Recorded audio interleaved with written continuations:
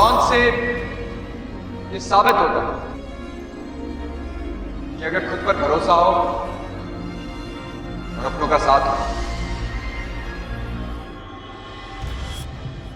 चंद्रयान 4-5-6 का क्या मकसद होगा? चांद पर क्या करेंगे चंद्रयान 4-5-6? इंसानों को चांद पर कब भेजेगा इसरो? चंद्रयान 3 की चर्चा तो आप आजकल आपके चारों तरफ तो सुन ही रहे होंगे। चंद्रयान 3 चांद पर जाकर क्या क्या काम करेगा यह भी आपको पता लग ही गया होगा। अगर आपको इसके बारे में नहीं पता है तो हमने इस पर एक एक्सप्लेनर वीडियो बनाया हुआ है जिसका लिंक कमेंट बॉक्स में दे दिया गया है, वहां जाकर आप इस वीडियो को देख सकते हैं। लेकिन क्या आप जानते हैं इसरो चंद्रयान के अगले मिशनों में इंसान को चांद पर ले जाने वाला है? आइए जानते हैं इस वीडियो में चंद्रयान 4-5-6 का क्या मकसद होगा और चांद पर ये क्या काम करेंगे। यह कहानी शुरू होती है सन 2008 से, जब भारत पहली बार चंद्रमा पर अपना यान भेजता है। इस अंतरिक्ष यान का नाम था चंद्रयान 1। उस दौर में भारत की अर्थव्यवस्था $1 ट्रिलियन भी नहीं थी, जब बेहद टाइट बजट के साथ इस मिशन को अंजाम दिया गया था।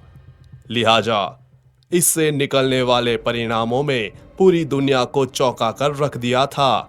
जी हाँ, इस मिशन की वजह से आगे चलकर चांद पर पानी की मौजूदगी की पुष्टि की गई थी। मगर भारत का चांद पर जाने का यह सफर इतना भी छोटा और आसान नहीं था। साल 2008 में हुए लॉन्च से पहले यानी कि सन 1999 में ही इस मिशन की नींव रख दी गई थी, जब पहली बार इंडियन एकेडमी ऑफ साइंस ने एक स्वदेशी लूनर एक्सप्लोरेशन मिशन को अंजाम देने का अपना आइडिया पेश किया। आगे इस आइडिया पर चर्चा करते हुए एस्ट्रोनॉमिकल सोसाइटी ऑफ इंडिया की एक बैठक हुई।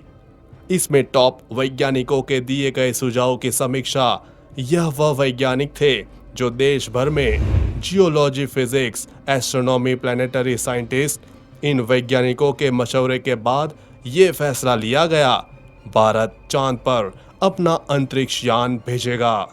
इस मिशन को उस दौर की सरकार ने मंजूरी भी दे दी थी। इस मिशन के लिए 386 करोड़ का बजट भी पास किया गया था। उसके बाद स्पेसक्राफ्ट पर काम शुरू किया गया। देखते ही देखते चंद सालों के वक्त में स्पेसक्राफ्ट बनकर तैयार कर दिया गया, जिसे फाइनली 22 अक्टूबर 2008 की तारीख को इसरो के श्रीहरिकोटा स्थित सतीश धवन स्पेस सेंटर से लॉन्च किया गया। उसकी लॉन्चिंग PSLV इस्तेमाल किया गया था, जिसका काम पृथ्वी के ऑर्बिट तक पहुंचाना था। इसके बाद आगे अपना सफर यहां खुद तय करने वाला था। इस स्पेसक्राफ्ट पर लगे प्रोपल्शन मॉड्यूल को कई बार फायर करके अपने ऑर्बिट को मैन्यूअर करा और आखिरकार 8 नवंबर के रोज लूनर ऑर्बिट में इंसेशन परफॉर्म किया और इसी के साथ भारत चांद पर अपना स्पेसक्राफ्ट भेजने वाले चुनिंदा देशों की लिस्ट में शुमार हो गया। अब तक यह कारनामा करने में अमेरिका, सोवियत संघ, यूरोप, जापान और चीन ने ही सफलता पाई थी, लेकिन अब भारत इसका हिस्सा बन गया था। लेकिन अभी असली पिक्चर बाकी थी। दरअसल पृथ्वी से रवाना होते हुए चंद्रयान 1 अपने साथ लूनर इम्पैक्टर प्रॉब भी ले गया था, जिसका काम चांद की सतह पर ग्रेसलैंड करके वहां कुछ बेहद अहम जांचों को अंजाम देना था। चांद के ऑर्बिट में दाखिल होने के महज चंद दिनों के बाद चंद्रयान 1 ने इस लूनर इम्पैक्टर प्रॉब को अनलॉक कर चांद की सतह पर ड्रॉप कर दिया। स्टील के बक्से जैसा दिखने वाला यह प्रॉब 11 साइंटिफिक इंस्ट्रूमेंट से लैस था, जिसमें 5 स्वदेशी भारतीय उपकरण और दुनिया भर की अलग अलग स्पेस एजेंसी और यूनिवर्सिटी रिसर्च के लिए भेजे गए थे। इन उपकरणों में terrain mapping camera, hyper spectral imaging instrument, lunar laser ranging instrument, gamma spectrometer, moon mineralogy mapper जैसे तमाम इंस्ट्रूमेंट रिसर्च के लिए लगाए गए थे, जिन्होंने मून सरफेस पर जाकर रीडिंग्स कलेक्ट की। और इस एक कारनामे के साथ भारत ने फिर एक बार इतिहास के पन्नों में अपना नाम दर्ज कर लिया। चांद की सतह तक पहुंचने वाले देशों की सूची में शामिल होने वाला भारत 5वां देश था। अब से पहले महज 4 देशों ने ही ये कारनामा किया था, लेकिन अब हम उसका हिस्सा बन चुके थे। हमने यह कारनामा चीन से भी पहले कर दिखाया था और चांद पर अपना फुटप्रिंट छोड़ा था। मगर यह सब तो शुरुआत थी, क्योंकि इसके बाद जो होने वाला था वो पूरी दुनिया की नज़र भारत की ओर आकर्षित करके रख देता है।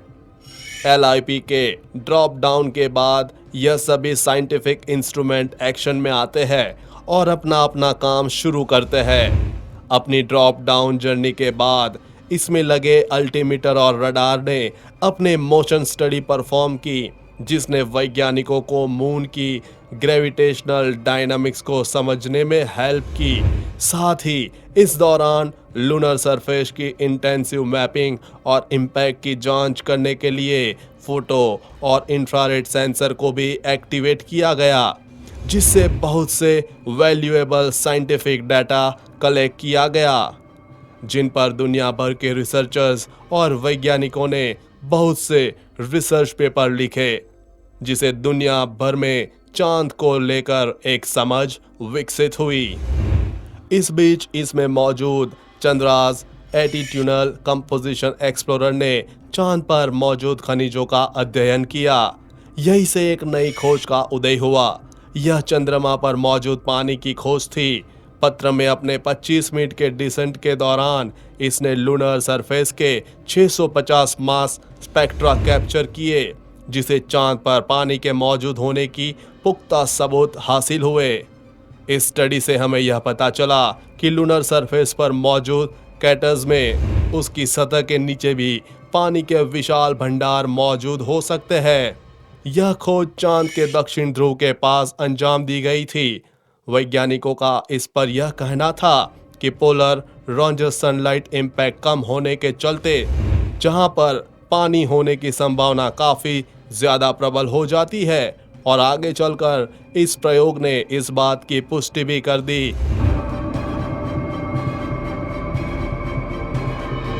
इमेजरी डाटा ओके चलकर नासा के LRO यानी लूनर रेनॉक्स ऑर्बिटर के लिए भी एक आधार बना। ऐसा आधार जिसके बिना पर आगे चलकर LRO डिफरेंट साइट अलॉट की गई, जिस पर आगे बेहद गहनता और संजीदगी रिसर्च की गई। महज 386 करोड़ रुपए के छोटे से बजट में अंजाम दिया गया यह मिशन दुनिया के लूनर एक्सप्लोरेशन की एक नई और बेहद संभावना लेकर आया, जिसे केवल भारत ही नहीं पूरी दुनिया भर की स्पेस एजेंसी को बहुत कुछ सीखने को मिला। करीब 2 सालों के लिए प्लान किया यह मिशन तकनीकी खामियों के चलते महज 10 महीने और 20 दिनों के अंदर ही एक्टिव पीरियड में सिमट कर रह गया।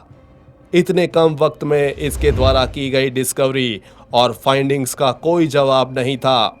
चंद्रयान 1 ने 28 अगस्त 2009 की रोज आखिरी बार पृथ्वी से संपर्क साधा, जिसके बाद से मिल रहे सिग्नल्स का ट्रांसमिशन से बंद हो गया। उसी शाम इसरो ने end of the mission declare कर दिया। एक महान अंतरिक्ष अभियान का गौरवपूर्ण अंत हुआ, मगर महान चीजें जाने के बाद भी अपनी लेगेसी पीछे छोड़ जाती है, जैसे कि चंद्रयान 1 ने अपने पीछे छोड़ दी थी। और इसी लेगेसी को आगे बढ़ाने के लिए इसरो ने अपने अगले मिशन चंद्रयान 2 पर काम करना शुरू किया। यह तो सरकार द्वारा इस मिशन को 2008 में ही मान्यता दे दी गई थी, लेकिन इस पर काम शुरू होने में काफी वक्त लगा। शुरुआत में इस मिशन को अंजाम देने के लिए रूसी स्पेस एजेंसी रोसकोस्मोस से सहयोग लेने की बात थी, लेकिन बाद में रूस अपने वादे से पीछे हट गया और इसरो को लैंडर मुहैया कराने में अपनी असमर्थता जाहिर की। जिसके बाद इसरो ने पूरा मिशन अपने ही दम पर अंजाम देने का निर्णय लिया। इसके बाद ऑर्बिटर, लैंडर और रोवर को इसरो ने अपने दम पर विकसित करने का अभियान शुरू किया। इस कड़ी में देश भर में बेहतरीन साइंटिस्ट और अपनी फील्ड में एक्सपर्ट्स का चुनाव हुआ। उन्होंने आगे चलकर इसरो के अलग अलग इंस्टॉलेशन में जाकर ऑर्बिटर, लैंडर और रोवर को डेवलप किया। जहां तक बात इस मिशन के उद्देश्य, इस मिशन से निकल कर आने वाले परिणाम की है, तो बदकिस्मती से मिशन का एक अहम हिस्सा नाकामी का शिकार हो गया। 6 सितंबर की वह शाम पूरे देश के लिए सांसें थमा देने वाले पलों को लेकर आई। खुद प्रधानमंत्री नरेंद्र मोदी इस ऐतिहासिक पल का साक्षी बनने के लिए बेंगलोर स्थित सतीश धवन उपलब्ध थे। लेकिन सभी कुछ ऐसा हुआ जिसमें सबका दिल तोड़कर रख दिया। दरअसल उस शाम जब कुछ सही चल रहा था, तब अचानक शेड्यूल लैंडिंग टाइम से कुछ मिनट पहले विक्रम लैंडर के ऑनबोर्ड कंप्यूटर में कुछ सॉफ्टवेयर ग्लिच आ गया। सॉफ्टवेयर विक्रम लैंडर की एक सेफ लैंडिंग के लिए बेहद जरूरी था। ऐसे में उसका फेल हो जाना एक बड़ी मुसीबत को दावत देना था। यहाँ ग्राउंड कंट्रोल को यह बात खबर कुछ देर से चली। सॉफ्टवेयर में माल फंक्शन करते ही लैंडर का कनेक्शन ऑर्बिटर से टूट गया और चांद की सतह से महज 2 किलोमीटर ऊपर हमने संपर्क खो दिया। तेजी से डिसेंट परफॉर्म कर रहा है विक्रम लैंडर बेकाबू होकर चांद की ओर गिरने लगा। सॉफ्टवेयर में हुए प्रॉब्लम के चलते लैंडर के ऑनबोर्ड कंप्यूटर यह चीज नहीं कर पाए कि लैंडिंग थ्रस्टर को कब कितना ज्यादा फायर करना है, और इस मिसकैलकुलेशन के चलते और यह लैंडर पत्थर की तरह चांद की सतह से जा टकराया। इस जोरदार टक्कर के बाद ऐसे भारी फिजिकल डैमेज पहुंचा। इसके बाद इसरो की तमाम कोशिश के बाद भी इससे संपर्क स्थापित नहीं किया जा सका और कुछ यूं इस मिशन का दर्दनाक अंत हुआ। मगर वह कहते हैं ना, रास्ते के किसी रोड़े में ताकत कहाँ जो राही को अपनी मंजिल पर जाने से रोक दे। इसी संकल्प के साथ इसरो एक बार फिर खड़ा हुआ और उसने अपने तीसरे लूनर मिशन चंद्रयान 3 की तैयारी शुरू कर दी। सन 2019 में मिली सशक्त के बाद 4 साल बीतने को आए हैं और इसरो ने चंद्रयान 3 मिशन के साथ जो चांद को अपनी मुट्ठी में करने के इस मिशन की शुरुआत करेगा। आइए इस मिशन से जुड़ी कुछ अहम बातों पर नजर डालते हैं। इसरो का चंद्रयान 3 अपने 3 कंपोनेंट्स के साथ आता है, जिसमें एक लैंडर और एक रोवर और इसके साथ प्रोपल्शन मॉड्यूल शामिल होगा। पिछली दफा इस प्रोपल्शन मॉडल की जगह एक और ऑर्बिटर था जो फिलहाल चांद ऑर्बिट में मौजूद है और बखूबी अपने काम को अंजाम दे रहा है। खैर, प्रोपल्शन मॉड्यूल काम कंपोजिट स्पेसक्राफ्ट को अर्थ लॉन्च के बाद चांद के ऑर्बिट तक पहुंचाना होगा। इसके बाद लैंडर यूनिट डिटैच होकर चांद की सफाई की ओर रिसेंट परफॉर्म करेगी। वही प्रोपल्शन मॉड्यूल ऑर्बिट में ही रहकर चांद की परिक्रमा करेगा। साथ ही लैंडर और ग्राउंड कंट्रोल के बीच कम्युनिकेशन के बतौर रिले भी काम किया जाएगा। इसके अलावा चांद की सतह पर सॉफ्ट लैंड करने वाला यह लैंडर पहले की अपेक्षा कुछ इम्प्रूव इंजीनियरिंग के साथ आएगा। इसमें एडवांस फीचर मौजूद होंगे जो इसे एक सेफ और साउंड लैंडिंग के लिए अग्रसर बनाएगा। इन छोटे मोटे बदलाव के अलावा लगभग सब कुछ पहले की तरह है।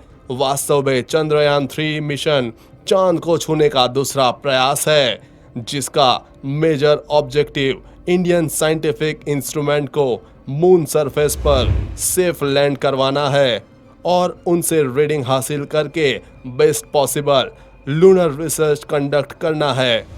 चंद्रयान 3 मिशन अगर सफल रहा तो भारत चंद्रयान 4 मिशन को चांद पर भेजेगा, जिसका मकसद चांद से मिट्टी को पृथ्वी पर लाना होगा। इसकी सफलता के बाद चंद्रयान 5 मिशन भेजा जाएगा, जिसका मकसद भारत का झंडा चांद पर फहराना होगा और मानव उतारने के लिए चांद उचित है या नहीं यह पता लगाना होगा। इसकी सफलता के बाद चंद्रयान 6 मिशन चांद पर भेजा जाएगा, जिसका मकसद इंसान को पृथ्वी से चांद पर ले जाकर प्रयोग करना होगा। हम आशा करते हैं चंद्रयान 3 मिशन सफल रहेगा और आप भारत भावी चंद्रयान मिशन के लिए कितने एक्साइटेड हैं हमें कमेंट करके जरूर बताइए। चंद्रयान 3 पर आगे भी अपडेट्स आती रहेगी, इसलिए अपडेटेड रहने के लिए चैनल को सब्सक्राइब करके बेल नोटिफिकेशन ऑन जरूर कर ले। जल्द ही मिलेंगे ऐसी ही इंफॉर्मेटिव वीडियो के साथ। तब तक के लिए बी हैप्पी, बाय बाय।